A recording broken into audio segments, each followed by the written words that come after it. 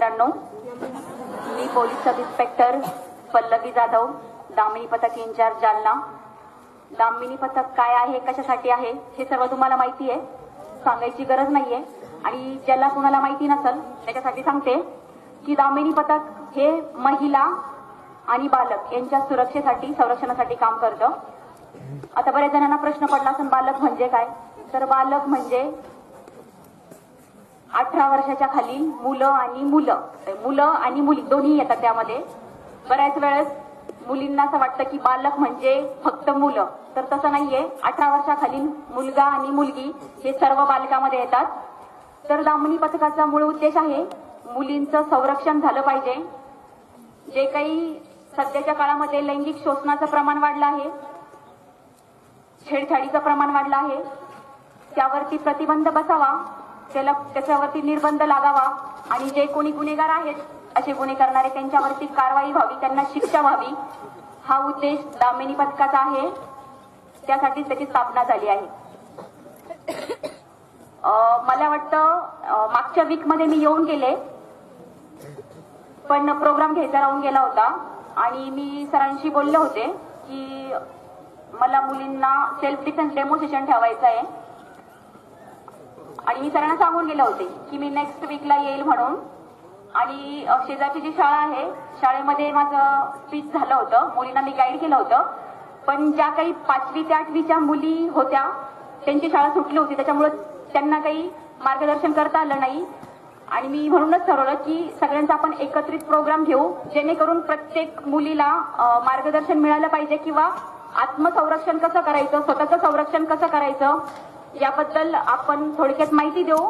आणि जे मी karate team बोलवली आहे, कराटे कुडो टीम, ती तुम्हाला सांगेलच की स्वतःचं संरक्षण कसं करायचं, स्वतःचं संरक्षण म्हणजे नेमकं काय, या सगळ्याच गोष्टी आपण तुम्हाला त्याचं प्रॅक्टिकल डेमो देणार आहोत. ही मुलींसाठी महत्वाचं आहे आणि पाठीमागं जे काही बॉईज बसले आहेत त्यांच्यासाठी महत्वाचं आहे. घरी बहिणी असतील, आई बहिणींना जाऊन सांगायचंय की स्वतःचं संरक्षण कसं करायचं. किंवा एखादी मुलगी जर तुम्हाला दिसली तर मुलगी दिसल्यावरती संधी मिळाली न समजता आपल्याला एक जबाबदारी मिळाली आहे असं समजायचंय. तिचं संरक्षण तुम्हालाही करता आलं पाहिजे. तर सगळ्यात महत्वाचं की भारतीय संविधानाने आपल्याला काही मूलभूत अधिकार दिले जीवन जगण्यासाठी जे आवश्यक असतात. जसं आपल्या शरीराची वाढ व्हावी म्हणून आपल्याला अन्नाची गरज असते, जेवणाची गरज असते, तसंच आपला विकास व्हावा म्हणून आपल्याला संविधानाने काही मूलभूत अधिकार दिले आहेत की जे अधिकार प्रत्येक व्यक्तीला जीवन जगण्यासाठी महत्वाचे आहेत. त्यामधला मूळ अधिकार जो महिलांसाठी महत्वाचा आहे, समानतेचा अधिकार आहे. का समानता मिळती का? समानता आपल्याला नाही मिळत. ही सुरुवात आपल्याला करायची आहे आपल्या घरापासून. समानतेचा अधिकार दिलाय, 2014 मध्ये समानतेचा अधिकार दिलाय की कायद्यासमोर मुलगा मुलगी समान. मग ती मुलगी किंवा तो मुलगा कोणत्याही जाती धर्माचा असो, कोणत्याही वयाचा असो, गरीब असो, श्रीमंत असो, फाटेवर प्रत्येक व्यक्तीला समानता मिळाली पाहिजे. पण ही समानता आजही मुलींना मिळत नाही, कारण की आपल्याला आपले अधिकारच माहित नाहीये. तर जो समानतेचा अधिकार आपल्याला संविधानाने दिलेला आहे तो आपल्याला मिळवायचा आहे. आपल्या स्वतःसाठी, आपलं स्वतःचं जीवन जगण्यासाठी, आपल्यावर होणारा भेदभाव दूर करण्यासाठी. जोपर्यंत तुम्हाला तुमचे अधिकार माहित नसेल तोपर्यंत तुम्ही ते लोकांना नाही सांगू शकणार आणि कोणी येऊन तुमच्यासोबत भेदभाव करेल, अन्याय करेल, तर आपल्याला स्वतःवरचा अन्याय होऊ द्यायचा नाहीये. आपल्याला हा अन्याय दूर करायचा आहे. तर मी तुम्हाला सांगितलं, समानतेचा अधिकार जो आपल्याला संविधानाने दिलेला आहे तो आपल्याला मिळाला पाहिजे आणि तो मिळत नसेल तर तो आपल्याला मिळवता आला पाहिजे, कारण की तो आपला अधिकार आहे. त्याच्यानंतर भारतीय संविधानाने कलम 15 मध्ये सांगितलंय की कोणत्याही व्यक्तीसोबत त्याचं धर्म, जात, वंश, जन्मस्थान, लिंग याच्यावरून भेदभाव करणार नाही. आणि हा अधिकार मुलींसाठी, महिलांसाठी मला महत्वाचा वाटतो की कोणीही तुमच्यासोबत, तू मुलगी आहे, तुला हे जमणार नाही, तू हे करू शकत नाही, असा भेदभाव करणार नाही. केला पाहिजे का? मुलगी कशातच कमी नाहीये याची जाणीव सर्वात पहिले मुलींना व्हायला पाहिजे आणि त्याच्यानंतर समाजाला.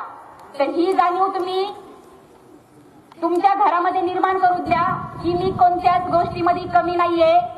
जगण्याचा वागण्याचा अधिकार जेवढा या देशातील पुरुषांना आहे, मुलांना आहे, तेवढाच अधिकार या देशातील स्त्रियांना आहे, मुलींना आहे. बरोबर आहे का? तर मग जेव्हा जेव्हा आपल्यापासून आपला अधिकार जर कोणी हिरावून घेत असेल तर आपल्याला तिथं तिथं बोलता आलं पाहिजे, सांगता आलं पाहिजे की हा माझा अधिकार आहे आणि तुम्ही हे चुकीचं बोलताय म्हणून बोलता आलं पाहिजे की नाही. त्यानंतर सर्वात महत्वाचा अधिकार भारतीय संविधानाने दिलेला कलम 16 सार्वजनिक सेवेत समान संधी. सार्वजनिक सेवा म्हणजे काय? नोकरीच्या जागा म्हणतो आपण. पूर्वी नोकरीच्या ठिकाणी फक्त मुलं होते, पुरुष होते, महिलांना अधिकार नव्हता, शिक्षणाचा अधिकार नव्हता, नोकरी तर दूरच राहिली. तो समानतेचा अधिकार, सार्वजनिक सेवेत समान संधी, तो समानतेचा अधिकार भारतीय संविधानाने दिला. म्हणून आज तुमच्या समोर एक लेडीज पोलीस ऑफिसर उभी आहे जी तुम्हाला मार्गदर्शन करते. जर कदाचित संविधानाने मला हा अधिकार दिला नसता तर मी पण आज कोणाच्या तरी झोपडीमध्ये भाकरी थापत असते, मला पोलीस ऑफिसर होता आलं नसतं. बरोबर आहे? जेवढा अधिकार पुरुषांना आहे सार्वजनिक सेवेत काम करण्याचा, तोच अधिकार आपल्याला आहे आणि तो आपल्याला संविधानाने मिळवून दिला आहे. त्याच्यामुळं प्रत्येक क्षेत्रात मुली, महिला पुरुषांच्या खांद्याला खांद्या लावून नोकरी करत आहेत. बरोबर आहे? त्याच्यानंतर एक महत्वाचा अधिकार सांगते, बालकांचा महत्वाचा अधिकार. भारतीय संविधानाने कलम 21(अ) मध्ये एक कलम आहे, तरतूद आहे की 6 ते 14 वयोगटातील जेही बालक आहेत त्यांना प्राथमिक शिक्षण हे सक्तीचं आणि मोफत मिळालं पाहिजे. आणि हा प्रत्येक बालकाचा अधिकार आहे की त्यानं प्राथमिक शिक्षण घ्यावं. हा प्रत्येक बालकाचा अधिकार आहे.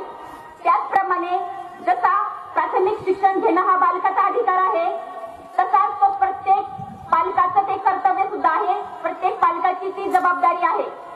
जेणेकरून प्रत्येक पालकानं आपल्या पाल्याला शाळेत टाकलं पाहिजे, त्याला शिक्षण दिलं पाहिजे.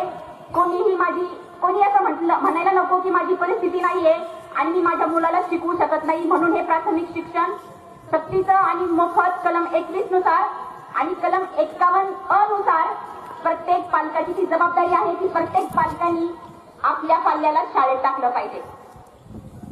त्यानुसार भारतीय संविधानाने बरेच अधिकार दिले. जीवन जगण्याचा अधिकार आहे, आपले विचार मांडण्याचा अधिकार आहे. विचार मांडायला मिळतात का मुलींना? कोणी त्यांना विचारतं का तुमचा काय विचार आहे, तुम्हाला काय पाहिजे, काय हवं, काय नको? नाही विचारत.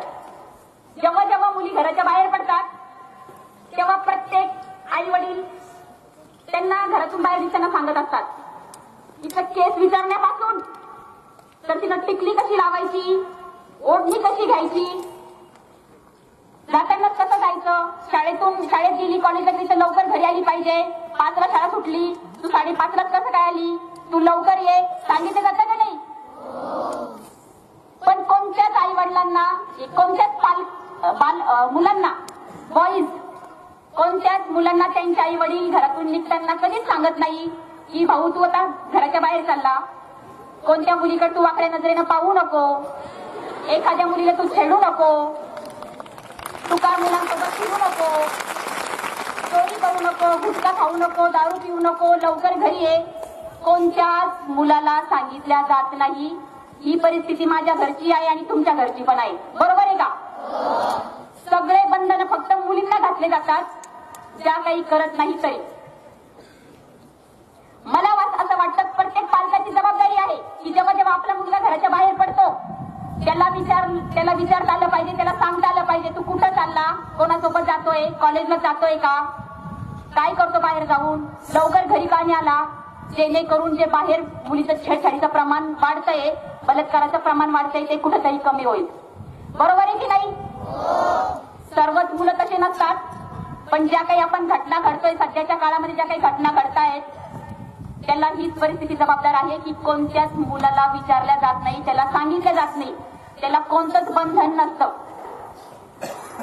जीवन जगण्याचा अधिकार आहे त्याला, पण दुसऱ्याचं स्वातंत्र्य हिरावून घेण्याचा नाहीये. प्रियंका रेड्डीचं प्रकरण ऐकलं, आपण वाचलं. अमानुष कृती म्हणू शकतो आपण, विकृती म्हणू शकतो, पुरुषी अहंकार म्हणू शकतो. काळजालाही भेगा पडतील एवढं विदारक चित्र होतं ते.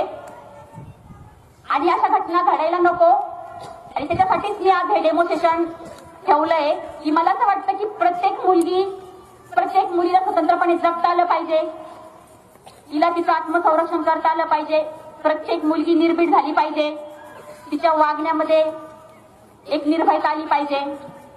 त्याच्यासाठी महत्वाचं की जेव्हा जेव्हा आपण घराच्या बाहेर पडतो, मुलगी म्हणून घराच्या बाहेर पडू नका, माणूस म्हणून घराच्या बाहेर पडा. आपण पण भारताचे नागरिक आहोत ना,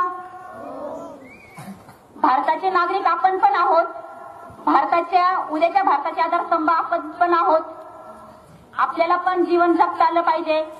आपण का म्हणून माघार घ्यायची, का म्हणून लोकांचा अन्याय सहन करायचा? अजिबात करायचा नाही. जेव्हा जेव्हा आपण घराच्या बाहेर पडतो, आपल्याला ताठ मानेने चालता आलं पाहिजे. खाली मान घालून कोणीच चालणार नाही. मुलींसाठी सांगते मी, मुलींना खूप सवय असते खाली मान घालून चालायची. कधी बघितलंय का मुलाची एखादी गँग आली आणि खाली मान घालून चालते? दिसले कधी? मुलींनी का म्हणून खाली मान घालायची? खाली मान कोण घालतं? की ज्याने काहीतरी वाईट काम केलंय, गुन्हेगार आहे, तो खाली मान घालून चालतो. मुलींनी अजिबात खाली मान घालून चालायची नाही. तुमची मान नेहमी ताठ पाहिजे. ताठ मानेनं समाजात जगता आलं पाहिजे, वागता आलं पाहिजे, वावरता आलं पाहिजे, बोलता आलं पाहिजे. जेव्हा जेव्हा तुम्ही घराच्या बाहेर पडतात, सगळ्यात पहिले आपल्याला ताठ मानेने चालता आलं पाहिजे. आपल्या जगण्यात वागण्यात एक रुबाब पाहिजे, एक ऍटिट्यूड पाहिजे. आपल्या नजरेत तो कॉन्फिडन्स पाहिजे. कोणी जर वाईट नजरेनं बघतोय तर आपण त्याला नजरेतून प्रतिकार करू शकतो. आपण नजरेतून प्रतिकार करू शकतो. त्या नजरेमध्ये आपला आत्मविश्वास पाहिजे, एक हिंमत पाहिजे. समोरच्या व्यक्तीच्या नजरेत नजर टाकून बोलता आलं पाहिजे आपल्याला. आपली मान आणि नजर कधी झुकली नाही पाहिजे. जेव्हा जेव्हा तुमची मान आणि नजर झुकणार तेव्हा तेव्हा हा समाज तुम्हाला दाबायचा प्रयत्न करेल. स्वतःला कमजोर अजिबात समजायचं नाहीये. आपल्यामध्ये एक एनर्जी आहे, ती दाखवून द्या. वेळप्रसंगी आपल्याला आपल्यातली शक्ती लोकांना दाखवता आली पाहिजे. कोणी जर वाईट नजरेनं बघतोय तर आपल्याला त्याला डोळे वाचून बघता आलं पाहिजे. एखादा खूपच नालायक असला त्याच्या एक कानामागं लावता आली पाहिजे. एखादा वाईट नजरेनं बघतोय पाहिजे, विचारता आलं पाहिजे. एखादा कॉमेंट पास करतोय त्याला विचारता आलं पाहिजे, कोणाला बोलतोय हे विचारता आलं पाहिजे. जोपर्यंत तुम्ही सहन करणार आहात, इग्नोर करणार आहात, आजचा कॉमेंट करणारा, वाईट नजरेनं बघणारा उद्या तुमचा हात हरळा कमी करणार नाही. ही हिंमत आपल्यात पाहिजे, आपल्या नजरेत पाहिजे, आपल्या बोलण्यात पाहिजे, आपल्याला विचारता आलं पाहिजे. तुमच्यासोबत जर काही वाईट होतंय तर तुम्हाला बोलता आलं पाहिजे का हे चुकीचं होतंय माझ्यासोबत. एखादा वाईट नजरेनं बघतोय त्याला विचारता आलं पाहिजे काय बघतोय, बोलता आलं पाहिजे. जोपर्यंत हे बोलता येणार नाही तोपर्यंत समाज तुम्हाला दाबायचा प्रयत्न करेल. माणूस म्हणून जगण्याचा आपल्याला अधिकार आहे, तो आपल्याला मिळवता आला पाहिजे. कोणी काय आपल्याला भीक देत नाहीये. आपण पण नागरिक आहोत, आपण पण आधारस्तंभ आहोत, आपला पण वाटा आहे देशामध्ये, आहे की नाही? मग का म्हणून आपण लोकांचा गुलाम बनायचं का? आपण अजिबात गुलाम बनायचं नाही.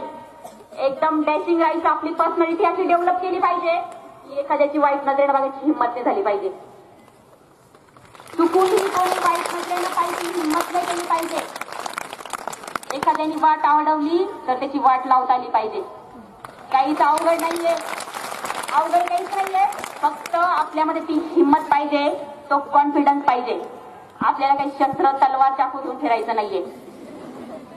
तुमचं सगळ्यात मोठं हत्यार तुमची हिंमत आहे, तुमचा आत्मविश्वास आहे. मी मुलगी आहे, मी हे करू शकत नाही, मी ते करू शकत नाही, मी बारीकच आहे, मी छोटीच आहे, अजिबात एक्सक्यूज नाहीये. जर तुमच्यावरती कोणी हल्ला करत असेल, अटॅक करत असेल तर समोरच्याचा प्रतिकार करता आला पाहिजे. तो करायचा प्रयत्न तरी केला पाहिजे. पण आपण प्रयत्नच करत नाही. आपण संकट आलं का लगेच माघारी घाबरून पळतो. हेच करता आलं पाहिजे आपल्याला. संकट मुलांनी सगळ्यांनी घरी जाऊन बहिणींना सांगायचंय, तुम्हाला काही नुसतं असं बसवलं नाहीये मी, तर तुम्ही जाऊन हे घरी जाऊन तुमच्या बहिणींना सांगा. त्याच्यासाठी तुम्हाला बसवलंय. तर आपल्याला हा प्रतिकार करता आलं पाहिजे. तुम्हाला माहिती आहे आज 21वे शतक सुरू आहे, तरी पण विनयभंगाचं प्रमाण आहे, बलात्काराचं प्रमाण आहे. आजही एकतर्फी प्रेमामुळे मुलीवरती ऍसिड हल्ला होतो. आजही हुंड्यापायी एखाद्या विवाहित स्त्रीला जिवंत जाळलं जातं, मारलं जातं. का होतं हे? कारण की मुली सहन करतात, महिला सहन करतात आणि त्याचा फायदा घेऊन त्यांच्यावर अन्याय अत्याचार वाढत जातात. त्याच्यामुळे सगळ्यात पहिले आपल्याला स्वतःचं संरक्षण करायचंय. कोणत्याही परिस्थितीमध्ये माझ्या कोणी हात उचलणार नाही, माझ्याकडे कोणी वाईट नजरेनं बघणार नाही. जर स्त्रिया मंगळ ग्रहावर जाऊ शकता, मग आपण त्या धर्तीवर स्वतःचं संरक्षण नाही करू शकत? करू शकतो की नाही? आपल्याला काही मंगळ ग्रहावर जायचं नाहीये, आपल्याला काही सर्वांना सांभाळायचं नाही, आपल्याला फक्त स्वतःला सांभाळायचंय. मी एकटी मला स्वतःला सांभाळू शकते. जेव्हा तुम्ही स्वतःचं संरक्षण करू शकतात, तेव्हाच तुम्ही दुसऱ्याचं करू शकणार. पण सगळ्यात पहिले तुम्हाला स्वतःचं संरक्षण करता आलं पाहिजे. काहीच अवघड नाहीये, फक्त प्रयत्न करा. जनाची नाही तर मनाची लाज त्यांना पण थोडीफार असते छेडणाऱ्यांना. आणि काही खूपच नालायक असले तर त्याच्यासाठी आहेच पल्लवी जाधव. मला आणि सगळ्यात महत्वाचं की बऱ्याच ठिकाणी मुलीवरती महिलांवरती अत्याचार होतात, पण त्या कोणाला सांगतच नाही, शेअरच नाही करत. आपल्यासोबत जर काही वाईट प्रसंग घडत असेल, कोणी आपला पाठलाग करतोय, कोणीतरी आपल्याला छेडतोय आणि आपल्याला कळतंय कोणीतरी आपल्या पाठलाग करतोय, तर आपल्याला तेव्हा हे आपल्याला कोणातरी सांगता आलं पाहिजे. तुमच्या जवळचं कोणी व्यक्ती असेल, मित्र मैत्रीण असेल, आई वडील भाऊ बहीण शिक्षक, कोणाला तरी सांगा. तुम्ही जोपर्यंत सांगणार नाही तोपर्यंत ही घटना कोणालाच माहिती होणार नाही आणि ह्या छोट्या छोट्या गोष्टीचं मग गुन्ह्यात रूपांतर होतं. बऱ्याच मुली बऱ्याच महिला अन्याय सहन करत असतात, कोणालाच सांगत नाही आणि त्याचं मोठ्या गुन्ह्यात रूपांतर होतं. त्याच्यामुळे स्वतःचं आयुष्य खराब करू नका. जर तुमच्यासोबत काही वाईट घटना होत असेल तर लगेच सांगायचंय, पोलिसांपर्यंत ती बातमी पोहोचवायची, जेणेकरून आपण संबंधित व्यक्तीवरती कारवाई करू आणि त्याला कायद्याने शिक्षा झाली पाहिजे. त्याच्यामुळं मुलींना बोलायला पण शिका. बऱ्याच मुलीच्या तोंडातून आवाज निघत नाही. बोलता आलं पाहिजे आपल्याला, आपले विचार मांडता आले पाहिजे, आपलं दुःख कोणाला तरी सांगता आलं पाहिजे. आज पण हुंडाबळीच्या केसेस त्याच्यात पुढे घडतात की बऱ्याच स्त्रिया त्यांच्यावरती होणारा अत्याचार, सासरचा जो अत्याचार असतो ते सांगतच नाही आई वडिलांना आणि एक दिवस तिचा असाच बळी जातो आणि मग नंतर घरच्यांना माहित होतं का माझ्या मुलीला असा त्रास होता.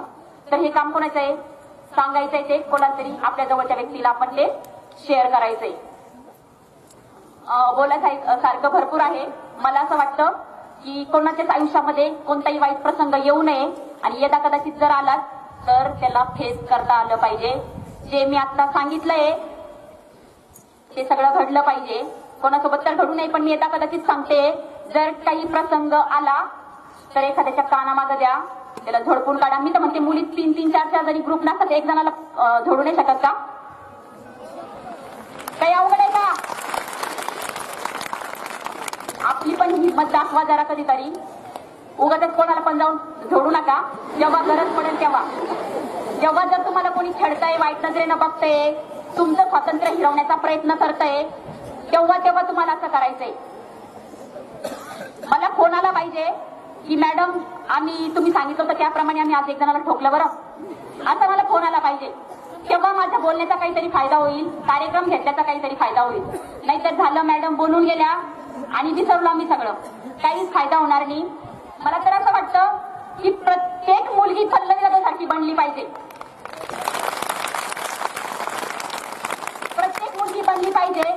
पण याच्यातून कदाचित 10 जरी झाल्या आणि 5 जरी झाल्या तर माझ्या बोलण्याचं सार्थक होईल, माझ्या नोकरीचं सार्थक होईल. आणि तुम्हाला मला सांगायला खूप चांगलं वाटेल की मी खेड्यातलीच आहे, मला ह्या सुविधा नाही, मला त्या सुविधा नाही, मला माझ्या आई वडिलांची परिस्थिती नाहीये, मी अशी आहे, मी तशी आहे. हे सगळं डोक्यातून काढून टाका. मोठं आहे का हे? तर मला सांगायला चांगलं वाटेल की मी एका शेतकऱ्याची मुलगी आहे. मी आवर्जून सांगते, कारण की मला माहिती आहे जालन्यामध्ये पूर्ण ग्रामीण भाग आहे आणि बऱ्याच मुली ह्या खेड्यातून येतात, गावाकडून येतात. किती मुली आहे ग्रामीण भागातल्या? सगळ्याच आहे ना, बरोबर. जर मी एका शेतकरी कुटुंबातून आली आहे, तुम्हाला सांगते, मी जेव्हा मी ग्रॅज्युएशनला होते 15वी पर्यंत, 11वी ते 15वी शाळेच्या काळामध्ये तर काही मला शेतात जायला मिळत नव्हतं.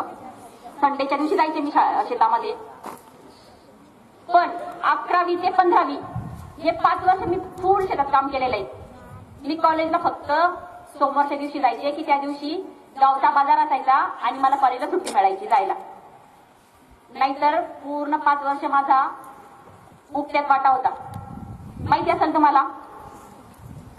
टोळीमध्ये बायांच्या टोळीमध्ये मी कामाला जायचे. शेतीतलं तर एक काम नसेल तर ते मला येत नसेल. जमिनीत बी टाकल्यापासून तर त्याचं धान्य तयार होईपर्यंत निंदणी, खुरपणी, सोंगणी सगळं येतं मला A to Z. आणि आजही मला वाटतं मी कोणाला ऐकणार नाही.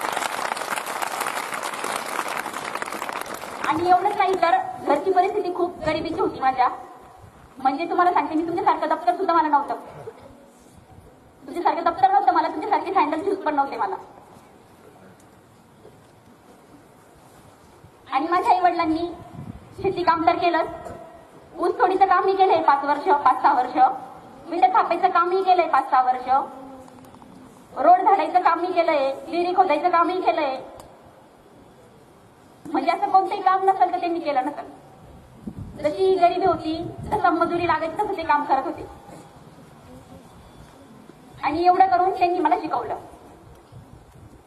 ज्या गावामध्ये मी राहत होते जेव्हा मी फर्स्ट इयरला आले, जेव्हा मी 18 वर्षाचे होते तेव्हा माझ्या बरोबरच्या सगळ्या मुलींचे लग्न झाले होते. म्हणजे गावातली सगळ्यात जास्त वयाची 18 वर्षाची मुलगी मीच गावातली.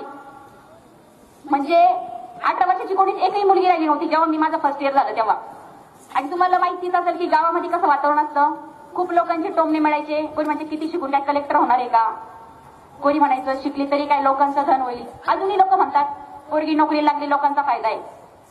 असं लोक माझ्या वडिलांना म्हणतात. पण माझे वडील काय म्हणतात, माझी मुलगी नोकरीला लागली, PSI झाली, पण तिच्या नावापुढं माझं नाव आहे पल्लवी भाऊसाहेब जाधव. मला बाकी काही नकोय, पण तिला तिचा बाप म्हणून तर मी ओळखल्या जाईल ना कुठंतरी. आणि बरेच लोक असं म्हणायचे मुली किती शिकल्या. जेव्हा मी PSIची तयारी करत होते माझं MA सुरू होतं युनिव्हर्सिटीमध्ये. आणि MA सुरू होतं आणि तेव्हा मग शेजारचे बाजारचे लोक, तर मला बाहेर येऊन 2 वर्ष झाले होते आणि अजून कसा रिझल्ट येत नाही. MPSCच्या परीक्षा एवढ्या हार्ड असतात. Pre, mains, physical, interview, medical, then merit लागतं. आणि एवढ्या प्रोसेस मधून जायचं. एक जरी फेल झालं तर परत जैसे ते पहिल्यापासून. आणि मग बरेच गावचे लोक किती दिवस पोरगी बाहेर आहे, पोरगी नेमकी तिकडं काय करती. म्हणजे तुम्ही विचार करू शकता किंवा तुम्हाला विचार म्हणजे माणसाला लाज वाटेल इतकं खालच्या थराचे लोक बोलायचे. कारण की खेड्याच्या लोकांचे विचार किती दूषित असतात. मुलींबद्दलचे मुलींना किती दुय्यम स्थान दिलं जातं हे तुम्हाला चांगलं माहित असेल. आणि हे सगळे अनुभवलंय मी. तर एक माणूस होता आणि तो माझ्या पप्पाला बघून म्हणाला की मुली किती शिकल्या तर त्यांना भाकरी थापायच्या आहे, असं तो माझ्या पप्पाला बघून म्हटला. कारण की मी बाहेर होते ना, शिकत होते आणि मी तेव्हा 20 वर्षाचे झाले होते. कारण की माझं ग्रॅज्युएशन झालं होतं. म्हणजे खूप जास्त वयाची मुलगी होते ना मी. तर पप्पा एवढंच म्हणायचे, मला फोन करून सांगायचे ते की बाबा अमका अमका असं म्हटला, टमका तमका तसा म्हटला. आणि मग मला ते सांगायचे की मुली कितीही शिकल्या तर त्यांना भाकरी थापता आल्याच पाहिजे. स्वतःचं जीवन जगण्यासाठी भाकरीची गरज आहे ना, आपल्याला थापता आल्या पाहिजे, जेवण बनवता आलं पाहिजे एक स्त्री म्हणून. पण ते म्हणायचे की ज्या हाताने तू भाकरी थापू शकते त्याच हाताने तुला रिव्हॉल्वर पण चालवता आली पाहिजे. आणि माझे वडील काही जास्त शिकलेले नाहीये, 9वी शिकलेले, पण त्यांचे विचार खूप ग्रेट होते. आणि मला वाटतं फक्त आई वडिलांच्या पाठिंब्यामुळे मी इथपर्यंत येऊ शकले. आणि मला तुम्हाला हे सांगायचंय, मला काही स्वतःची स्तुती करायची नाहीये का मी खूप किती ग्रेट आहे म्हणून. मला फक्त हे सांगायचंय की ग्रामीण भागातल्या मुलीही करू शकतात. तुम्ही सगळ्या करू शकतात. हे जर मी करू शकते, जर माझी परिस्थिती एवढी वाईट होती तर मी करू शकले, तर तुम्ही का नाही करू शकत. करू शकतो आपण, फक्त आपली इच्छा पाहिजे करायची. इच्छा पाहिजे आणि फक्त इच्छा असून चालत नाही, इच्छेला कृतीची जोड पण पाहिजे. नाहीतर मला IPS व्हायचं, मला IAS व्हायचं आणि अभ्यास करायचा पत्ताच नाही. होणार आहे का? होणार नाही. त्याच्यासाठी आपल्याला मेहनत करावी लागेल ना, अभ्यास करावा लागेल रात्रंदिवस. तर हे सगळं तुम्ही करू शकतात, मला हे सांगायचंय. त्याच्यानंतर एक महत्वाचं सांगते की जो मुलगा मुलीचा भेद होतो ना, एक शेवटचं सांगते, त्याच्यानंतर आपण डेमो सुरू करू. ऊन लागते मला माहिती आहे, पण हे महत्वाचे सांगायचं म्हणून सांगते. Okay, thank you. तर हे सांगायचंय मला की जेव्हा मी झाले होते, माझा जन्म झाला होता, तर माझे पप्पा 8 दिवस दारू पिऊन पडले होते पोरगी झाली म्हणून. कारण की मी घरातली 3 नंबरची मुलगी आहे, माझ्यापेक्षा 2 मोठ्या बहिणी आहे. तर पप्पा 8 दिवस दारू पिऊन पडले, पोरगी झाली. तिकडं मामा रडत होता. मामाला पण मुलगी झाली होती. मामाला पहिली मुलगी झाली होती. मामा पण रडत होता तिकडं. तर मामाला विचारायला लागले की बघ तू का बरं तिकडं, तर पहिलीच मुलगी झाली.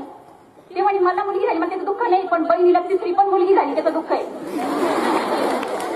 आणि बघा ते मामाने मला कधीच 1 रुपया लावला नाही. बरं सच्चा मामा आहे माझा, पण मी एकदम स्पष्ट बोलते तर माझ्या शिक्षणामध्ये त्यांचा 1 रुपयाचा वाटा नाही, मला वाढवण्यात नाहीये, काहीच नाहीये. पण तो रडत होता की झाले तेव्हा. तर मला हे सांगायचंय की घरातली तिसरी मुलगी झाली होती म्हणून कोणी मला बघितलं नाही, वडिलांनी 8 दिवस बघितलंच नव्हतं. ते टेन्शन मध्ये होते मुलगी झाली म्हणून. त्याच्यानंतर जाधव फॅमिलीवर लय मोठं दुःख कोसळलं होतं तिसरी मुलगी झाली म्हणून. त्याच्यानंतर मुलगी झाली म्हणून आजी आजोबांनी आई वडिलांना घराच्या बाहेर काढून दिलं. आता तुम्ही तुमचा संसार करून तुमचं राहा, गोठ्यामध्ये काढून दिलं होतं आईला माझ्या. पण शेवटी आईसाठी मी मुलगीच होते, तिसरी जरी असली आणि चौथी जरी असले तरी. तर माझ्या आईनं कधी मला असं कमीपणा दिला नाही, कधी कमी प्रेम केलं नाही. तिनं बिचारीनं मला सांभाळलं. परत त्याच्यावरती लोकांकडून सल्ले आले, तिसरी पोरगी झाली, एवढं लग्न वगैरे कसं करशील तू. वडिलांना कोणी म्हणी तंबाखू टाकायची, तंबाखू वगैरे सोडा. म्हणजे मला वर पाठायचं फुल प्लॅनिंग झाली होती. कोणी म्हणी ते सरकारी हॉस्पिटलच्या पाठीमागे एक नाला होता, कोणी म्हणे नाल्यामध्ये फेकून द्या. म्हणजे कसं तरी ते मला कटवायच्या मागत होते. पण माझ्या हातून काहीतरी चांगलं होणार असेल त्याच्यामुळं कदाचित मी आज इथपर्यंत आले. तर मला हे सांगायचं आहे. आणि ते वडील मी झाले म्हणून 8 दिवस दारू पिऊन पडले होते, नाराज झाले होते, दुःखी झाले होते. तेच वडील आज म्हणतात की मी एका पोलीस ऑफिसरचा बाप आहे. म्हणजे बघा त्यांना फक्त माझ्या नावाने ओळखलं जातं. जालन्यामध्ये त्यांना आता मला जालन्यामध्ये येऊन 3 वर्ष झाले आणि पूर्ण जालन्यामध्ये मला जाधव मॅडम म्हणून ओळखतात. आणि त्यांची ओळख हीच आहे की हे PSI पल्लवी जाधव मॅडमचे वडील आहे म्हणून. आणि त्यांना खूप चांगलं वाटतं जेव्हा लोक माझ्याबद्दल बोलतात त्यांच्या समोर की मॅडमचं काम चांगलं आहे किंवा मॅडम कोऑपरेट करतात वगैरे वगैरे. जेव्हा माझ्याबद्दल पॉझिटिव्ह बोललं जातं, शक्यतो पॉझिटिव्हच बोलतात, तर तेव्हा त्यांना खूप आनंद होतो. आणि ते आता म्हणतात की मला तेव्हा कळत नव्हतं मी चुकीचा होतो, पण माझ्या मुलीनं जे केलं कदाचित ते दुसरं कोणीच करू शकणार नाही. आणि ही हिंमत मला त्यांच्याकडून मिळाली पहिल्यापासूनच. तेव्हा मी जेव्हा झाले तेव्हा कदाचित ठीक आहे, प्रत्येकाला वाटतं की बुवा मुलगी झाली तर मुलगा व्हावाच. आणि मी 3 नंबरची पण मुलगीच होते. त्यावेळेस ती परिस्थिती, तो काळ कसा होता. पण नंतर त्यांनी मला खूप सपोर्ट केला जेव्हा मी शिक्षणाला बाहेर आले. त्यांच्यामुळेच कदाचित मी इथपर्यंत येऊ शकले. आणि विद्यार्थी मैत्रिणींनो, मी तुम्हाला सांगते की कन्नड तालुक्यातली पहिली महिला पोलीस ऑफिसर मी आहे. माझ्या तालुक्यालाही माझ्या नावाने ओळखलं जातं की ह्या तालुक्यातली, ह्या गावातली पल्लवी जाधव नावाची मुलगी म्हणजे माझ्या तालुक्यातली, माझ्या गावातली, माझ्या फॅमिलीतली, माझ्या खानदानमधली पहिली पोलीस ऑफिसर मी आहे. आणि आजच्या नंतर जेव्हा मी ऑफिसर झाले तेव्हा बरेच माझ्या गावातले मुलं तयारी करायला लागले. माझ्या गावातला प्रत्येक मुलगा, प्रत्येक मुलगी, तिला जर आपण विचारलं तुला काय होतं ते म्हणते फक्त आम्हाला पल्लवी ताईसारखं व्हायचंय, बाकी आम्हाला काहीच व्हायचं नाहीये. म्हणून मला असं वाटतं की ती एक सुरुवात मी केली. माझं गाव जरी तालुक्याला खेटून आहे पण खूप ग्रामीण भागात आहे, तिथं शिक्षणाचं वातावरण नाहीये, मुलींना शिकवले जात नाही. आजही बऱ्याच मुलींचे 10वी झाल्यावरती 12वी झाल्यावरती लग्न करून दिलं जातं. पण त्याच गावामध्ये मी शिकून काहीतरी बनले म्हणून माझ्या नंतरच्या ज्या बहिणी आहेत त्यांना एक शिकायला चान्स मिळाला किंवा आई वडिलांनाही कुठेतरी वाटायला लागलं की नाही आपण पण आपल्या मुलीला शिकवू, निदान पल्लवी PSI झाली तर आपली मुलगी पोलीस कॉन्स्टेबल तरी होईल, असं लोकांच्या मनामध्ये एक चित्र उभं राहिलं आहे. म्हणजे मला हे याच्यासाठी सांगायचं आहे की मी ग्रामीण भागातली आहे, माझी परिस्थिती नाहीये, मी करू शकत नाही, हे डोक्यातून काढून टाका. सगळ्यात महत्वाचं तुमची इच्छा पाहिजे काहीतरी बनायची की नाही मला बनायचं ते मी करू शकते. जोपर्यंत तुम्ही याची इच्छा बाळगणार नाही तोपर्यंत काहीच होणार नाही. तर ही तयारी ठेवा की मला काहीतरी बनायचंय आणि मी बनू शकते. परिस्थिती वगैरे डोक्यातून काढून टाका. या प्रसंगी एवढं सांगते, सर्वांनी खूप चांगल्या पद्धतीने ऐकून घेतलं आणि मला वाटतं फक्त ऐकणं गरजेचं नाही, कृती करणं गरजेचं आहे. कोणत्याही बाबतीत असो, एज्युकेशन असो किंवा स्वतःचं संरक्षण असो, आपल्यावरती होणारा अन्याय आपल्याला दूर करता आला पाहिजे. बोलता आलं पाहिजे. सर्वांना खूप खूप शुभेच्छा. आता आपण आपलं पुढे जे डेमोस्ट्रेशन आहे स्वतःचं संरक्षण कसं करायचं आणि हे स्वतःचं संरक्षण आपल्याला आपल्यासोबत ज्या काही डेलीच्या वस्तू असतात त्याच्या सहाय्यानेच आपल्याला स्वतःचं संरक्षण करायचं आहे आणि ते डेमोस्ट्रेशन आता आपली जी कराटे टीम आली आहे कुडो टीम ती तुम्हाला डेमोस्ट्रेशन देईल. थँक्यू. जय हिंद. धन्यवाद पल्लवी मॅडम. मागील 20-25 मिनिटांपासून आपण जे मार्गदर्शन केलं ते अतिशय समर्पक. यामध्ये मुलींच्या बाबतीत असलेले कायदे, मुलींवर होणारा अन्याय, मुलांपेक्षा मुलींना मिळणाऱ्या कमी संधी या सगळ्यावर भाष्य केलं. आणि शेवटच्या टप्प्यात मॅडम थोडेसे भावनिक झाल्या कारण त्यांना स्वतःची परिस्थितीची आठवण झाली. ग्रामीण भागातली विद्यार्थी म्हणून आपण बऱ्याचशा वेळेस अडकून पडतो. तसं न मानता जिद्द आणि इच्छाशक्ती जर असेल तर काय होऊ शकतं याचं ज्वलंत उदाहरण पल्लवी मॅडमने आपल्या समोर मांडलं. मॅडम आपला मनपूर्वक आभारीचा जोरदार टाळ्या झाल्या पाहिजे.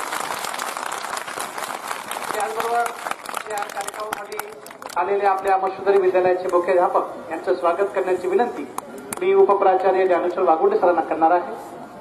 आपल्या कॅम्पसमध्येच असलेली आपली शाळा मशुदरी विद्यालय तुम्ही सगळ्या विद्यार्थिनी त्यातून आलेल्या आहेत. या शाळेचे मुख्याध्यापक माननीय श्री पांडुरंग घोगडे सरांचं स्वागत मी उपप्राचार्य ज्ञानेश्वर वाघुंडे सरांना विनंती करतो आहे की आपल्या शुभास्थापन करायचं आहे.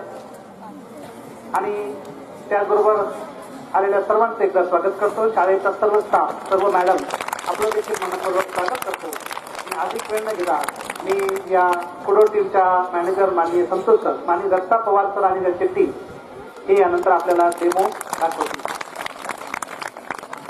पवार सर.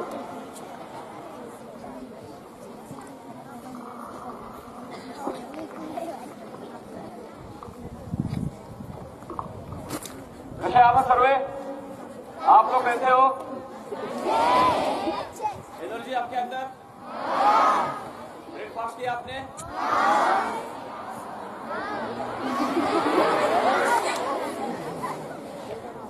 कौन बता सकता है कि सेल्फ डिफेंस क्या होता है? कौन बता सकता है कि सेल्फ डिफेंस क्या हो सकता है?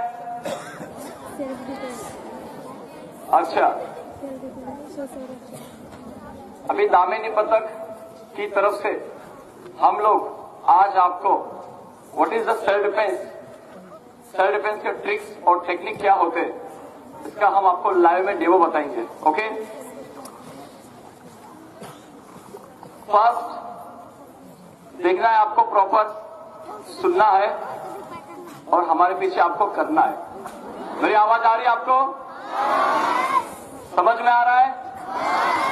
हिंदी समझ में आती है आपको? Very good. अभी जैसे कि अपने इंडिया में जो हो रहा है, रैगिंग, बलात्कार, अटैक, अगर उनको सेल्फ डिफेंस के बारे में पता होता तो वो भी अपना बचाव कर सकती थी और खुद को बचा सकती थी. ओके, सबसे पहले सेल्फ डिफेंस में हम बात करेंगे अगर जब कोई आपका हाथ पकड़ता है. राजकुमार, एग्जाम्पल मैं अभी लड़की हूं और ये लड़का है. ओके, अभी मैं जा रही हूँ स्कूल में, कॉलेज में, ओके, मार्केट में भाजी लाने, पत्ता लाने और ये मेरा हाथ कैच करता है. उस समय पे हमें कौन सी मूवमेंट करना है ध्यान दीजिए.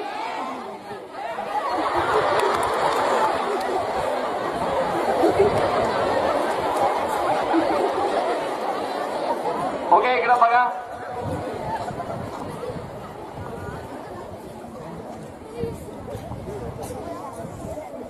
ओके, आता मी चालले.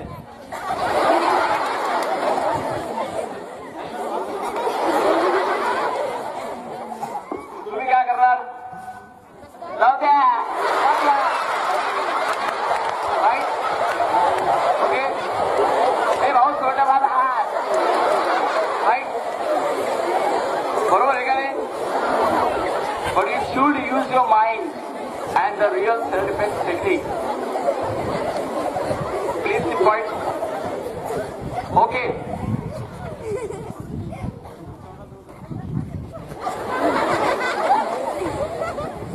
जैसे आपको लगता है कि जब भी आपका हाथ पकड़ता है, ओके, तो उस समय पे चिल्लाओ मत, ओके। सबसे पहले आपको क्या करना है, आपके पास जो आपके दांत है, ओके, टाइगर जंगल का जो शेर होता है वो क्या मारता है क्या, हाथ से मारता है क्या, वो दांतों से काटता है, राइट। उसके बाद आपके पास नेल से नाखून है, नाखून, राइट। अब देखिए जैसे भी आपका हाथ पकड़ता है, ओके, आपको सामने जाना है और दांतों से ऐसे काटना है कि लगना चाहिए कि आपने उसे काटा है, ओके।